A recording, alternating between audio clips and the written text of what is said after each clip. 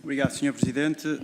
Sr. Ministro, gostava de concordar consigo quando disse que há um ataque ao prestígio das instituições. Eu concordo consigo.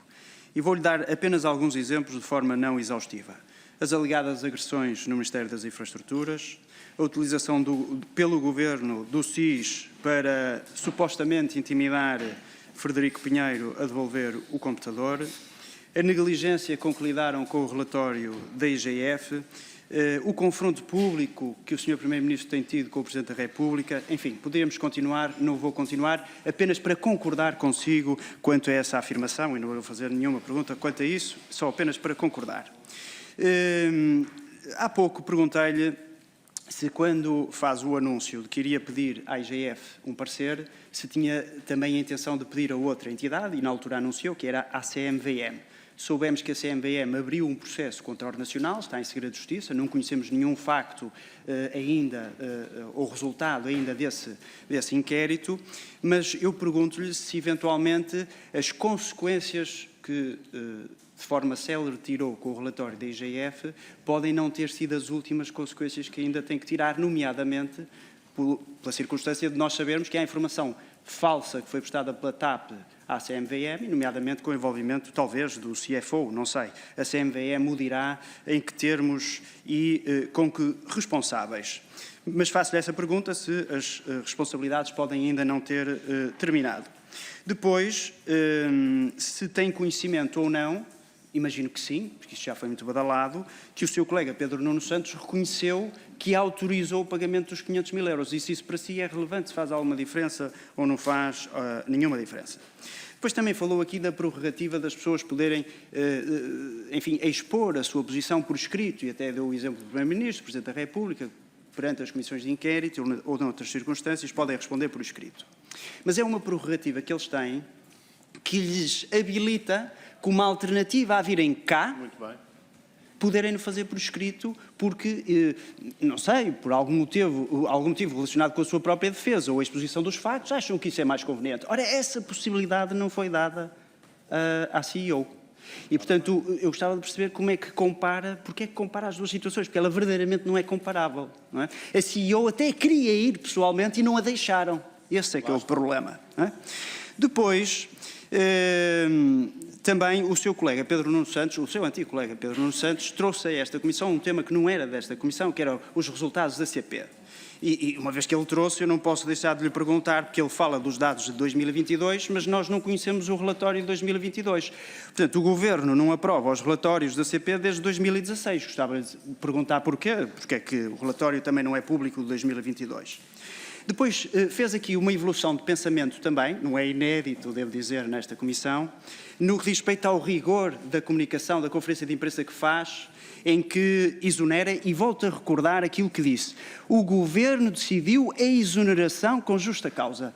São palavras suas, estou a citar. Nem é o Ministro das Finanças, nem é o Ministro das Infraestruturas, é o Governo, foi assim que disse.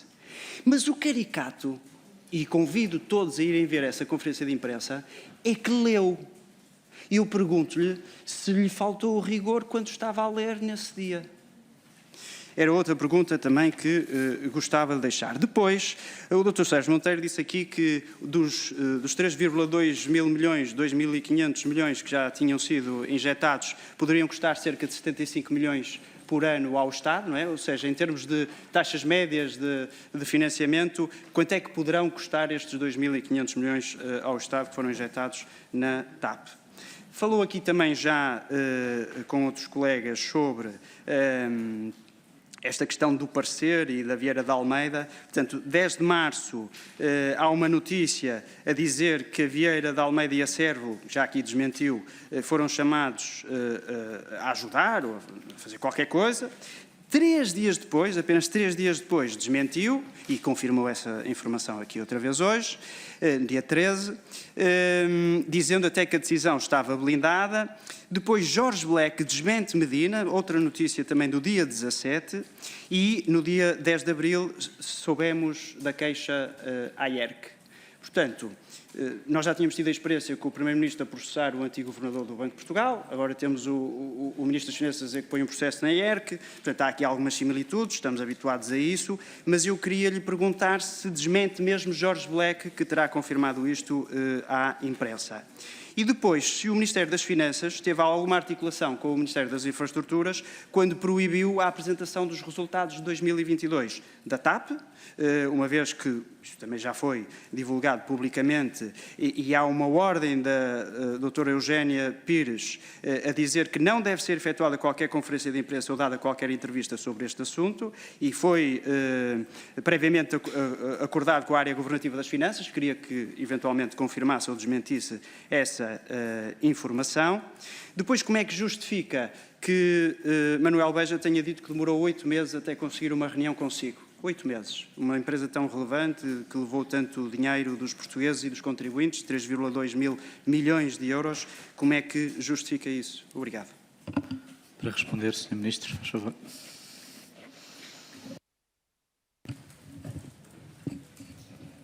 Muito obrigado.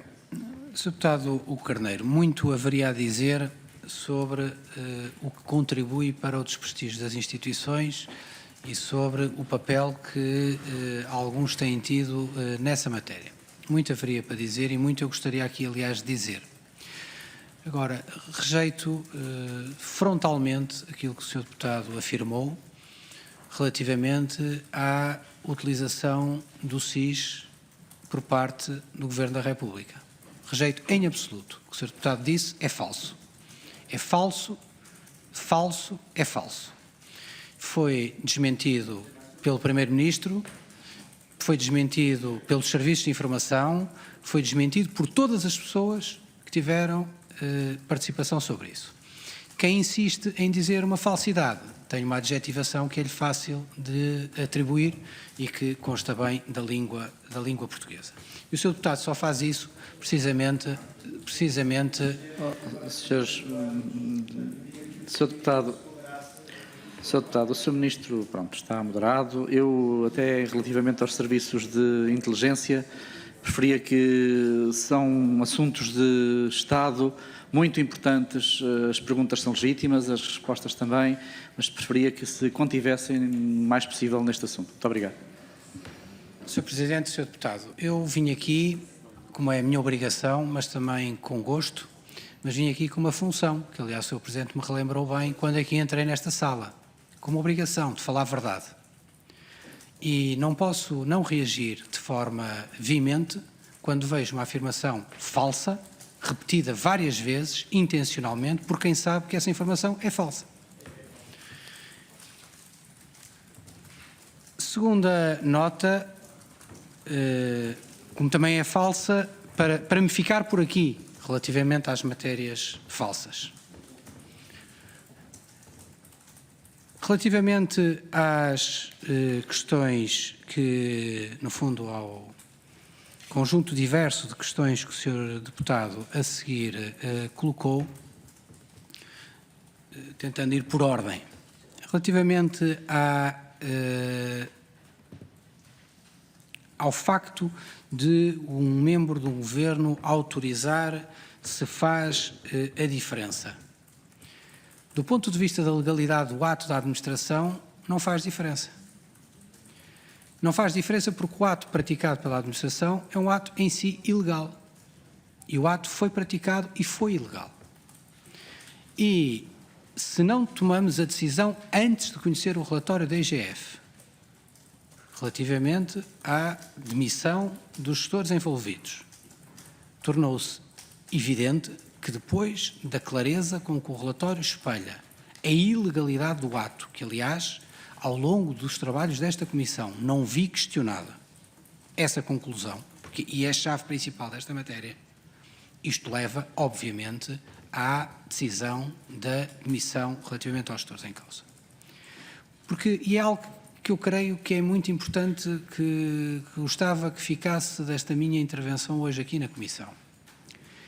É que todos têm que desempenhar as suas funções dentro do quadro da lei. Não há aqui atenuantes, não há aqui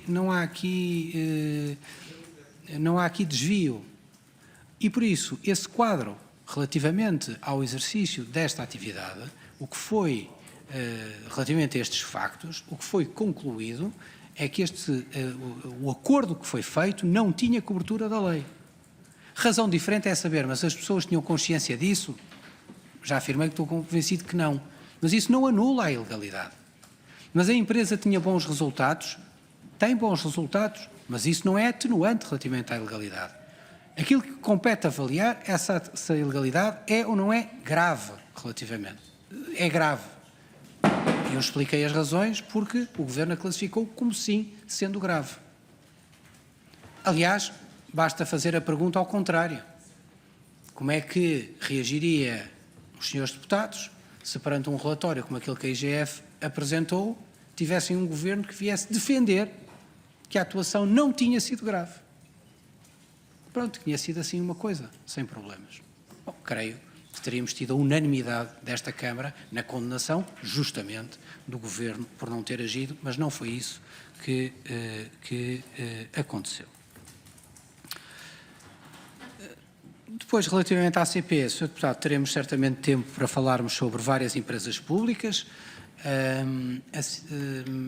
Posso repetir aqui o dado que já dei. Das 126 empresas que até agora temos a informação já totalmente consolidada relativamente ao ano de 2022, 72 dessas empresas apresentaram resultados positivos. E isso é, obviamente, uma boa notícia. Não é que as empresas públicas tenham todas que apresentar sempre, em todos os momentos, resultados positivos, nem sequer em algumas áreas resultados muito elevados, mas se o acionista-Estado cumprir a sua obrigação, que é dotar as empresas que têm áreas de intervenção de serviço público, dotá-las dos contratos de serviço público adequados, como é o caso da CP, podemos caminhar para uma gestão bem mais adequada das empresas públicas, que é, no fundo, assegurarmos que têm os meios e os recursos para cumprirem as suas missões de serviço público e têm, naturalmente, os meios para a atividade mercantil, quando for o caso disso, se nessa empresa se justificar. Tenho uma experiência vista de 2 ângulos particularmente bem sucedida com uma empresa que era cronicamente deficitária e com uma dívida muito elevada, que é a Carris, onde tive a oportunidade de trabalhar na sua recuperação total, uma empresa que, a partir do momento em que o acionista cumpriu as suas obrigações de serviço público, passou a ser uma empresa lucrativa em toda a sua extensão. Depois, relativamente à questão da apresentação de resultados, transmitir-lhe que aquilo que o Ministério das Finanças transmitiu foi que nós secundaríamos a posição que viesse a ser definida entre o Ministério das Infraestruturas e a administração da empresa relativamente à publicitação dos resultados, não tendo objeção a nenhuma forma que fosse escolhida e entendida por adequada. Relativamente à audiência com o Presidente do Conselho de Administração, já referi que o Presidente do Conselho de Administração foi recebido bastante antes desse tempo, isto é, pouco tempo depois da entrada em funções desta equipa em 30 de março de 2022, pelo Secretário de Estado, então Secretário de Estado do Tesouro, que tinha fundário do Tesouro e das Finanças, João Nuno Mendes, em julho de 2022 e por isso, o qual desenvolveu os contactos que se revelaram necessários para a gestão da TAP. Quanto ao processo que apresentei relativamente à ERC, eu não vejo, Sr. Deputado, tenho de lhe dizer, aliás, que é a primeira vez que o faço ao longo de toda a minha vida pública, não vejo, aliás, que tenha que haver particular acrimónia quando se utilizam as entidades de regulação que são próprias para o efeito fazer.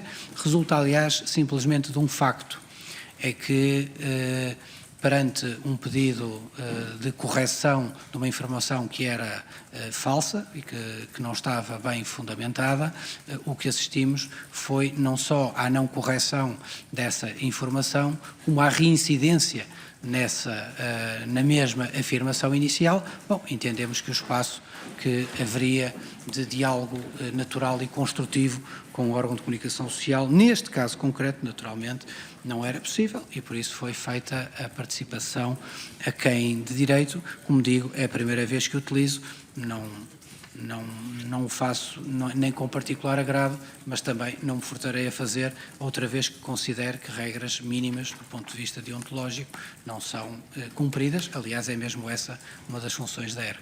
Muito obrigado. Sr. Presidente, aqui há uma outra questão que não foi respondida ou não foi dirigida no sentido que eu perguntei. Uma delas era relativamente à CMVM, portanto, na decorrência do processo da CMVM, se tenciona ou não tirar conclusões, se elas forem, enfim, evidentes, decorrente das conclusões da CMVM que devem ser tiradas, se coloca isso como hipótese. Depois a questão da prerrogativa da CEO poder responder por escrito ou não, não é? Portanto, as considerações também e a questão que coloquei. Depois na CP, desenvolveu muito na CP, mas não respondeu essencialmente ao que eu perguntei, que é porque é que os relatórios não são publicados desde 2016 e o de 2022, apesar de ter servido para gáudio do ex-ministro das Infraestruturas, nem sequer no site da CP está, quer dizer, não é conhecido, nós nem conseguimos perceber isso ou não.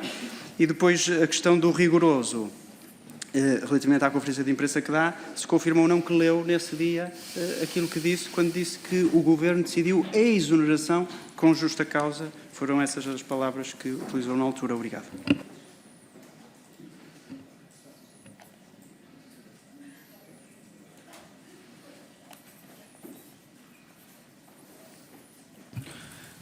Muito obrigado, Sr. Presidente. Muito obrigado, Sr. Deputado. Relativamente à CMVM, aguardaremos aquilo que a CMVM tem para fazer, o trabalho que tem para fazer e as decisões da CMVM que terá para fazer. Não vou aqui antecipar nem nenhuma conclusão, nem nenhuma ação do Governo em função de qualquer hipotética conclusão. Relativamente à questão da resposta por escrito, eu volto a dizer que todas as questões sobre o relatório da Inspeção-Geral de Finanças têm que ser dirigidas, como já foram, creio, e é na total liberdade da Comissão, não me compete a mim meter-me nessa matéria de apuramento junto da Inspeção-Geral de Finanças, que o fez com toda a autonomia e com toda a liberdade. Eu limitei-me a recordar o estatuto que é dado se quiser, mas o se quiser tem essa característica, que é uma prerrogativa que é dada. Por isso, o Estatuto da Resposta por Escrito, no nosso enquadramento, tem a natureza de uma vantagem relativamente a quem beneficia desse Estatuto. E, por isso, não é uma penalização, não é visto como uma penalização. Mas isso foi uma parte, que eu quiser considerar da minha parte, que tem o valor que lhe entender atribuir. Relativamente à ACP, terei a oportunidade, noutra comissão, de poder fazer então uma análise detalhada do setor público empresarial. Creio que esta está de facto fora do âmbito do que me compete aqui hoje responder. Depois, creio que era outra. Sr. Deputado, já expliquei aqui a interpretação exata daquilo que transmiti na conferência de imprensa é a comunicação da intenção do processo de demissão. É isso que é a interpretação rigorosa daquilo, a expressão rigorosa daquilo que disse na conferência de imprensa dia 6. Muito obrigado, Sr. Ministro. Sr. Deputado Bruno Aragão, para que efeito? Sr. Presidente, uma interpelação à mesa só para... Faz favor. É porque, pode ser erro meu, mas como ontem foi dito e hoje também, a ideia de que os relatórios de contas da CP não estão disponíveis, eu entrei no site e eles estão disponíveis de todos os anos. Era só para esclarecer, porque ontem isso também foi dito e hoje também entrei aqui e os relatórios estão aqui. Bem, Sr. Deputado Carneiro. Sr. Presidente, eu não quero alongar esta discussão, o Sr. Ministro já respondeu, mas o que eu disse foi, desde 2016 não são aprovados e o de 2022 nem sequer está disponível, não está no site da CP. Só isso, mas não está o de 22.